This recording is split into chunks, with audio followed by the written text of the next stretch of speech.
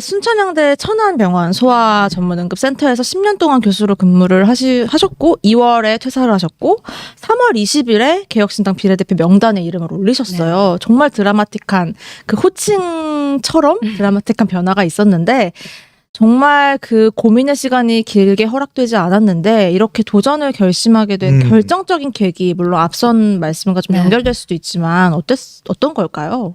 저도 이게 참 너무 폭풍 같고 너무 갑작스러웠다고 생각을 했는데, 그럼 나는 왜 이렇게 갑작스럽게 결정을 하게 됐을까? 저도 이제 스스로 질문을 많이 하다 보니 나는 이거를 한 달 만에 결정을 한 게 아니라 어쩌면 10년 동안 고민을 한 걸 수도 있겠다 하는 생각이 들더라고요. 그래서 저를 마지막에 이제 설득을 하신 분이 제 은사님이신데 네. 보통 거절을 할 때 가족 핑계를 많이 대니 너 지금 남편이랑 같이 나와라. 지금 그래서 남편이랑 같이 나가서 마지막에는 이제 말씀하시고 알겠습니다 하던 그날 이제 남편이랑 같이 만났어요. 근데 남편이 하지 말라는 말을 안 하더라고요. 그래요. 제가 마지막에 교수님이 말씀하실 때도 가장 마음이 움직였던 게, 네가 이 목소리를 전달하지 않는 것도 직무유기다. 소아의료라는 게 꼭 필드에서만 할 수 있는 게 아니라 지금 이게 다 무너져가고 있고 정말로 미래가 보이지 않는다면 거기에 대해서 너가 현장 전문가로서 목소리를 내고 구체적인 청사진을 제시할 수 있는 역할을 해야 그것도 너가 소아의료를 하는 또 다른 방식이 되는 거다. 근데 저는 그 말씀이 계속 기억에 남고 그래서 결심을 할 수 있었던 것 같아요. 그렇다면 왜 여러 당 중에 개혁신당이었는지도 궁금한데요. 제 애들 가르치거나 네. 제 학생들 보면 네. 질문이 다른 학생들이 있어요. 근데 질문이 다르다는 건 그 내용에 대한 통찰이 이미 다 되어 있고 그리고 그 시각이 남다르다는 거거든요. 그런데 개혁신당이 그런 느낌이었어요. 질문의 수준이 다른 당이구나 하는 생각이 들어서, 다른 당이 뭔가 피상적으로 의정 갈등 어떻게 해야 돼요? 소아과 없는데 어떻게 해야 돼요? 이런 정도의 질문이었다면 개혁신당은 내용에 대해서도 충분히 잘 알고 있었고 본질에 대한 궁금증이 있었고 그 질문을 전달하는 방식에 대해서도 저에게뿐만이 아니라 다른 비례대표 이제 각 전문 영역에서 오셨으니까 그 질문을 하는 이 접근법 자체가 이거는 현장을 정말 궁금해하지 않고는 나올 수 없는 질문이다. 그리고 사회와의 연결을 고려하지 않고는 할 수 없는 질문이구나. 그 부분이 저는 가장 마음을 움직였던 것 같아요. 그 질문을 다르게 하는 학생 같은 느낌을 받아서 생각했고. 어쨌거나 정치 문화에 있어서 뭐 기존 정당보다는 좀 새롭게 탈바꿈한 그런 이미지를 줄 수 있는 정당을 선택하셨다는 건데, 저는 제일 중요한 게 개혁신당 그러면 이준석이잖아요. 이준석 전 대표잖아요. 네. 이준석 전 대표가 결정하는데 영향을 안 미쳤다고는 할 수 없어요. 이준석 전 대표를 옆에서 바라본 의사로서의 진단은 어떠세요? 의사로서의 진단, 떠오르는 진단명이 있긴 한데 이거는 제가 아직 당 소속인 입장으로서 알겠습니다.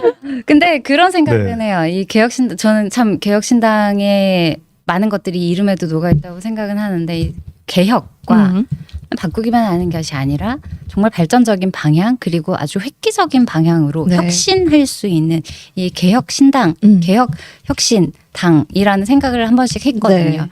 근데 이준석 대표도 저에게는 그런 사람인 것 같아요. 제가 다른 인터뷰에서 좋은 알고리즘을 가지고 있다. 그래서 방향성이 명확하고 언제나 수정 가능한 플로우를 가지고 있다. 이렇게 표현을 한 적이 있었는데 개인적으로 이제 감정적으로 어떤 사람이라고 느껴지냐 이렇게 물으신다면, 이 사람은 참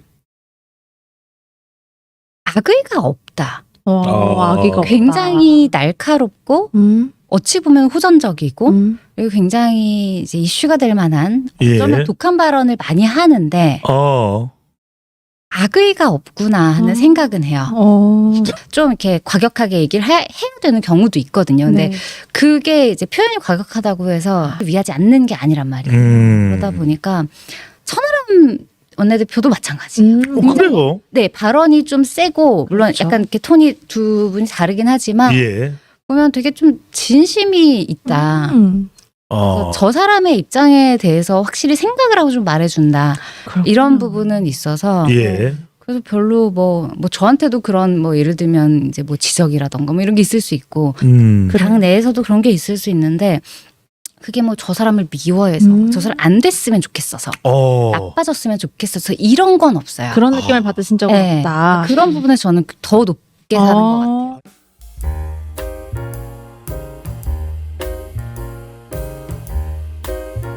그런 문제들을 좀 보도록 하죠. 윤석열 정부 뭐가 문제인지 이야기를 해보면요. 말씀하신 대로 최상병 특검법 계속 움직이고 네. 있고요. 이제 의원님께서도 국회에서 이것에 대해서 좀 찬성 투표를 해달라라고 네. 호소를 하기도 했습니다. 네. 그렇지만 부결 폐기됐고요. 또 이후에 군 문제들이 발생을 하고 있는데요. 이 부분에 대해서는 좀 어떻게 보시는지 정부의 대처까지.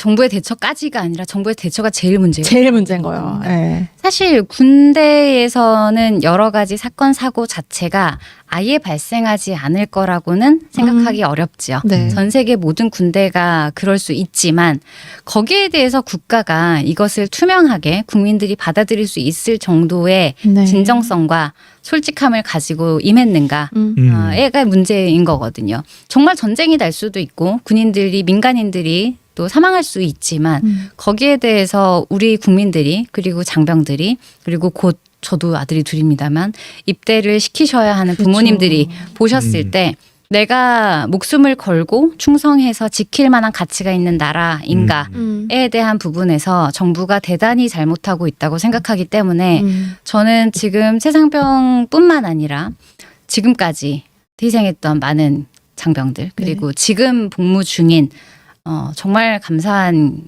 우리 국군 장병들 그리고 앞으로 우리나라를 지켜주실 이 모든 분들에 대해서 국가가 우리가 이 정도는 책임지고 당신들의 명예를 위해서 최선을 다하겠다는 메시지를 줘야 할 필요가 있다고 생각하기 때문에 정치인으로서 정부가 하지 않고 있다면 누군가는 해야 하고 이 명예에 대해서 우리가 계속 목소리를 내야 마땅하다 그렇게 생각합니다.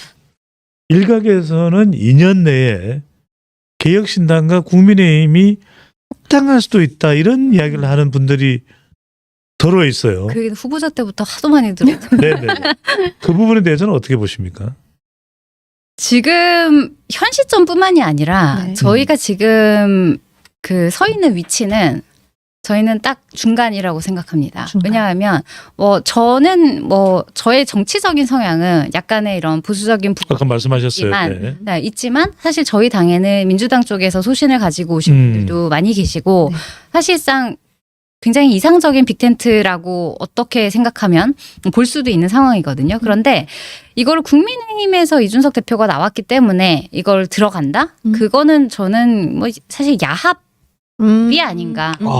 정권 찬탈을 위한 야합 혹은 국정 운영을 좀 더 유리하기 위한 그런 거지. 만약에 국정 운영의 방향성, 대한민국의 미래지향을 얘기한다면 국민의힘의 변화가 생겨서 저희에게 도움을 요청하거나 아니면 그쪽에 계신 분들이 정말로 개혁에 대한 열망이 높으셔서 저희 당으로 오시면 저희는 언제나 환영합니다만 지금 국민의힘이 현재의 모습 그대로 그리고 윤석열 대통령 또한 현재의 모습 그대로 지금의 기조를 유지하고 있는 한 저희가 원하는 개혁, 혁신도 절대 함께 갈 수는 없는 방향이라고 저는 생각합니다.